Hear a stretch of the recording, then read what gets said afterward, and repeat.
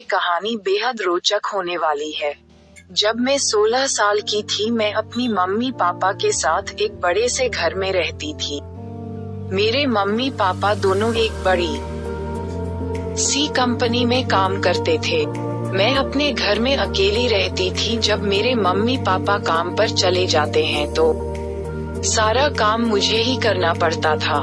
मैंने अपनी मम्मी से बोली कि घर पर एक नौकर रख लेते हैं, क्योंकि मैं अकेली रहती हूँ, मुझे कुछ अच्छा नहीं लगता है। मम्मी ने मेरी बात मान गए। फिर एक दिन पापा के दोस्त ने अपने किसी जाने वाले लड़के को हमारे घर भेज दिया। उस लड़के की उम्र वही लगभग 21 या 22 साल थे। मैंने उसे देखा तो मुझे कुछ अच्छा नहीं लगा, क्योंकि उसका देखने का अंदाज अलग ही था। फिर मैंने उसे अपने घर में लेकर आए और उसे सारा काम समझा दिया। काम भी वह अच्छी तरीके से करता था। एक दिन मैं अपने कमरे में कपड़े बदल रही थी तो मुझे लगा कि मुझे कोई खिड़की से देख रहा है। जब मैं खिड़की के पास गई, मुझे एहसास हुआ कि कोई वहां से भाग रहा है। जब मैं कपड़े पहनकर घर से बाहर गई तो नौकर हमारे घर के बगल में खड़ा था। उसने बोला, क्या बात है, कुछ लाना है? तभी मैंने कहा कि नहीं है, पर कोई आया था ना कर मुझे बुरी नजर से देख रहा था। अगले दिन मैं सुबह थोड़ा लेट से जागी, क्योंकि उस दिन स्कूल की छुट्टी थी। मैंने खाना खाकर अपने रूम में बैठी थी, तभी नौकर मेरे कमरे में आया।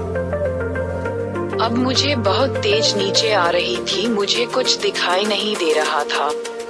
नौकर मेरे पास आया। मैंने कहा, डॉक्टर को बुला दो। नौकर ने कहा कि मैं खुद तुम्हें ठीक कर दूंगा। मैं उसकी बात समझने से पहले उसने अपने कपड़े उतारने शुरू कर दिया। मैं काफी डर गई और बोला कि मैडम जी, आप कपड़े बदल रही थी तो उस दिन आपका बदन मैंने पहली बार बिना कपड़ों के देखा था। तब मुझे याद आया यह मेरा सब सही था। फिर उसने मेरे शरीर को छूते हुए बोला, आपका शरीर कितना नाजुक और मुलायम है। मैं ठीक से बोल भी नहीं पा रही थी।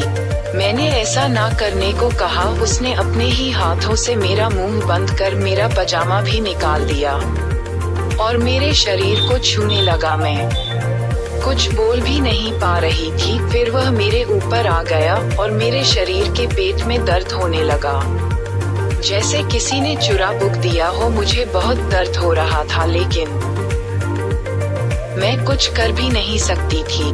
लगातार वह जबरदस्ती में शरीर पूरी तरह। फिर जैसे ही उसका काम खत्म हुआ, मैंने रोते हुए उसे उस डॉक्टर को फोन करने के लिए कहा, तो उसने फिर से वही हरकत चालू कर दिया है। जैसे लग रहा था कि वह मेरे शरीर को नोच कर खा जाएगा। अब ये सब मेरे से बर्दाश्त से बाहर हो चुका था। फिर मैं सोच कर बेहोश हो गई।